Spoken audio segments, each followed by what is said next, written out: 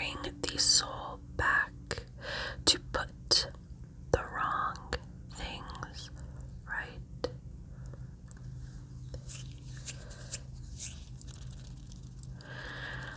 Welcome back to another ASMR, which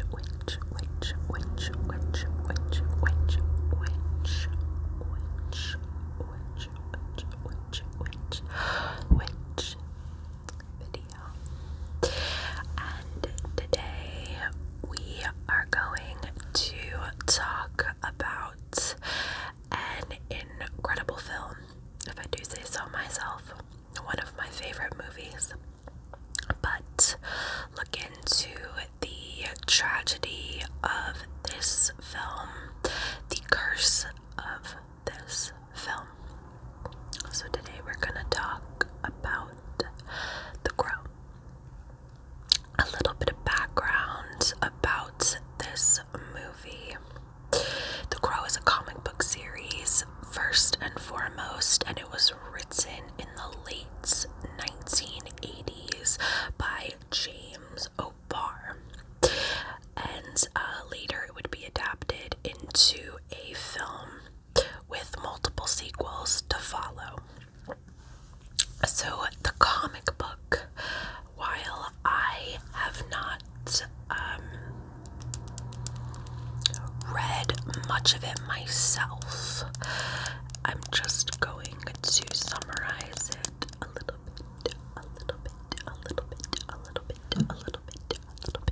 bit for you. So the comic book focuses on the life of Eric and his fiancée Shelley. They were both brutally murdered by a gang of thugs. Shelley is horrifically beaten and raped, and Eric is incapacitated and can do nothing but to watch. He is murdered in the comic series and then resurrected by a crow and seeks vengeance on the murderers methodically and killing each and every one of them, one by one. And the crow acts as a conduit and a guide to help him. He is very, very depressed and self-mutilating and really just in a lot of extreme pain. And the crow guides him to avenge his murder and the murder of Shelley's. And James, the author, wrote this comic series for his own process of grief and to get through what had happened to him as he lost his partner. I believe his girlfriend or his fiance had been in a tragic drunk driving accident, and he harbored lots of anger. So this comic book series was very cathartic for the author.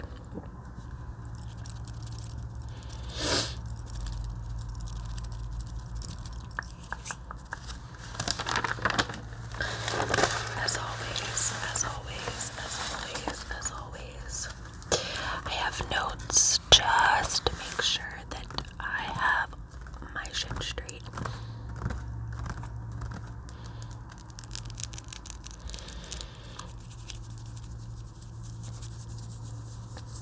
And now we're gonna get into the film itself. Now, Brandon Lee, the son of Bruce Lee, which I feel like everybody knows and needs no explanation or introduction. He was looking for the perfect breakout role into film. He had several smaller roles in television and some film, I believe, but he really was looking for that breakout role to create a, name for himself. I mean, carrying the Lee name is huge anyways, but he really wanted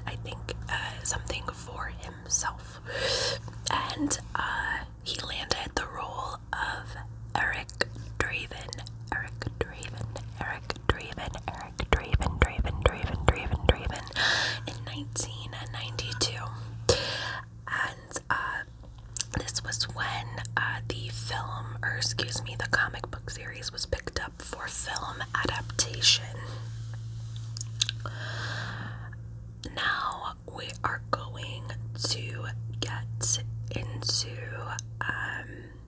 what had happened on the 50th day of shooting for this film.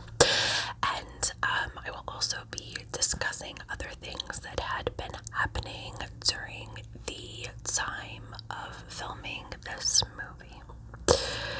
So, on the 50th day of filming, in front of 50 plus witnesses on March 30th, 1993, there was 8 or so days left of filming. Brandon Lee and Robert Massee were filming Eric Draven's death scene. So, Robert Massee was playing one of the thugs that murdered Eric Draven and Shelley Webster. Robert Massee was playing Fun Boy. There was also Skank, Din Din, and oh my god, I'm drawing the biggest blank. Why am I drawing the biggest blank? T-Bird. And I almost said Top Dollar, but Top Dollar is another higher up villain in the film. I hope you guys have seen this movie and can understand what I'm talking about. If you haven't seen it, do yourself a divine favor and go watch this movie. It's amazing. Okay, so setting the scene here. Eric Draven and Robert Massee, Eric Draven, the character, and Fun Boy, the character, were filming the death scene for Eric Draven in the apartment of Eric Draven, the character, and Shelley Webster, the character. And when the character Eric Draven is shot, he is plummeted from a window. It's very dramatic and intense, and it just like gets you in all the feels. So this was a really important scene to execute. When the director was setting the stage for this, he handed Robert Massee a .44 Magnum to use for the death scene, and the shot would be fired at close range. So as filming began for this, the blank, which everybody presumed was a blank, went off, and sure enough, a tip of a bullet had pierced Brandon Lee in his aorta. Many attempts were made to save his life, but on March 31st, 1993, at I believe 1 p.m. in the afternoon, he had succumbed to his injuries and passed away very tragically and unfortunately. And he was 28 years old. He was my age. It was really sad. Now, to kind of go into a lot of the just the downright negligence that happened that day, the stunt weapons coordinator was not on set. He was told that, I feel like my lipstick is starting to leak and I'm starting to look like the girl myself with the makeup. I meant to do that. So the stunts coordinator was not on set that day, and he should have been, but he was told not to be there. The film was dangerously over budget. They were so swamped for time, and they had already been going through a series of issue and drama after drama during filming, so there was just a lot going on, and a lot of steps were avoided. So charges were filed against Massee, the actor, of course, that's was holding the gun when this happened, and Brandon's death was ruled an accident. There were far too many people involved in the on the filming and in the process of what had happened with this gun and what went wrong. There were so many people that authorities couldn't possibly track people down and couldn't possibly also blame everybody. But it was a terrible accident.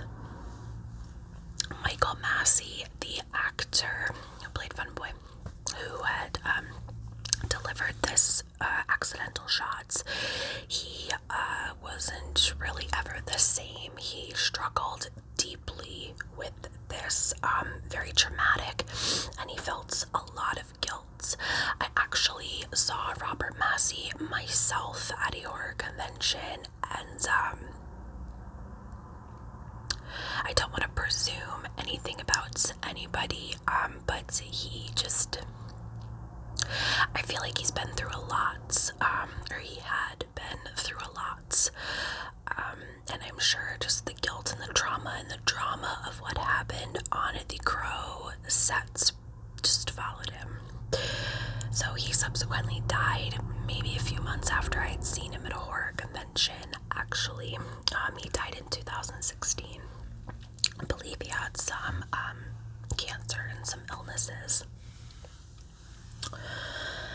Now, they did finish up the film, and they used CGI and Brandon Lee's stunt double to finish the next 8 or so days of filming. They did do most of the filming, I mean, thankfully, but they still needed some scenes to be executed with Brandon Lee, so this brought up budget even more, and as if, you know, the process of this film wasn't stressful and in so much disarray enough, this kind of added to it. Now I want to talk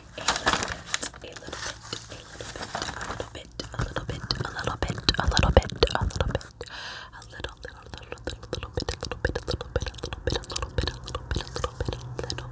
about the many things prior to these 50 plus days of shooting that was just going completely wrong on sets.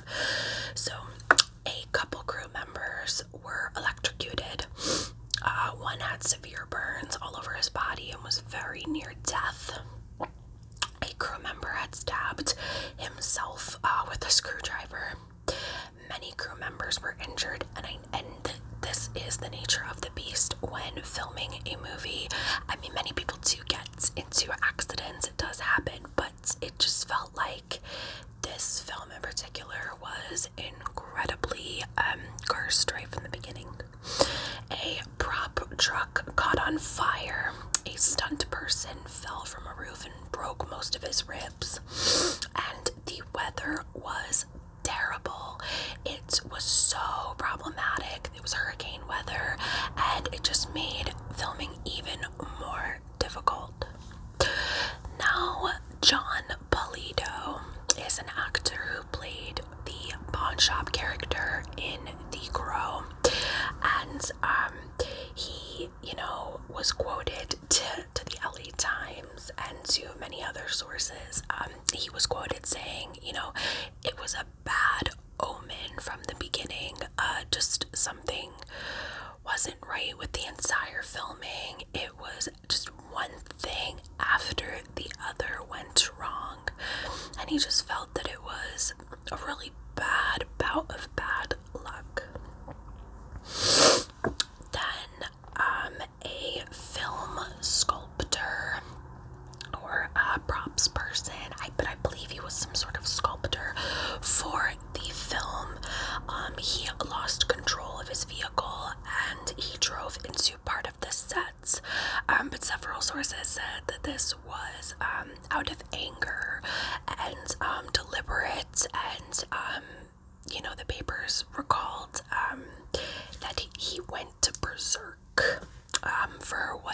face, and he was very angry and trashed the set a few times as well prior in anger. The film was constantly behind schedule and over budget. This, very well could have led to all the mistakes that were being made and all the accidents that were made. I mean, it absolutely is all connected, and the tabloids ate this cursed movie up, and the rumors began to fly as to what happened to Brandon Lee. I want to pause for a second and talk a little bit about what had happened to this gun that was used. I am not by any means an expert on any of this, but I love unsolved mysteries, and they had a little segment about the ballistics of what happened to Brandon Lee. So I wanted to share that with you guys. So when some people were grabbing items for props for the pawn shop scenes, they went to a pawn shop locally where they were filming. I think it was Wilmington, and they found a box of live bullets, like live bullet shells. I'm not sure. And they brought them back to the sets and were like, look at this, and blah, blah, blah. And the stunt coordinator was like, wait a minute, these are live. And he was fucking pissed. He was like, this is so unsafe. This is not okay. He removed the live bullets and he put them in his trunk of his car. Then a scene required more blanks, and to save money, they took these rounds and removed the live shells and created their own blanks again. This was to cut the budget down and to save on time, but in the process of creating these rounds, the empty casings that were put aside got mixed in with the live ones, and things got convoluted. And when they were shooting some dummy rounds to make sure that things were copacetic, there were some bullets that had primer still intact, which pushed the lead tip out a bit, and unbeknownst to a person or the few people that were firing this gun, one of the lead tips from the bullet was lodged into the barrel, and they recall hearing the noise of the blank sounding a little peculiar. Like, people on the set were like, that sounded really interesting, but they just brushed it off. They had so much going on and they kept going, and this 44 Magnum with the lead tip still in the barrel would kill Brandon Lee later. So the let me make sure I explained everything. Yes, so the tip would be what came out of the barrel and shot Brandon Lee in his aorta later. Now, again, there was just so many people involved in the chain of this that authorities just couldn't possibly pin it to one person, and if they pinned it to a couple people, they'd have to pin it to probably a couple more and a couple more and a couple more. So now I want to go into some of the rumors a little bit about what had happened on the set of The Crow, and more particularly Brandon's death. So the tabloids ate these rumors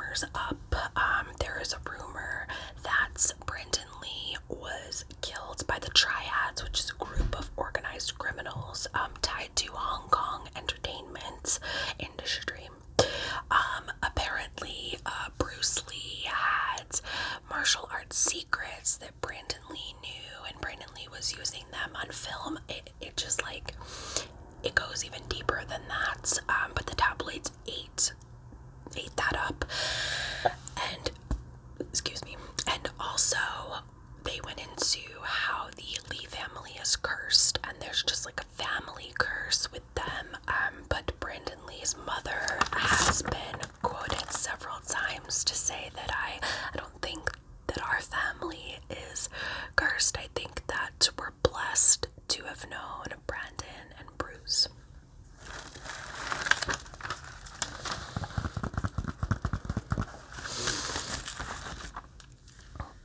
There is also a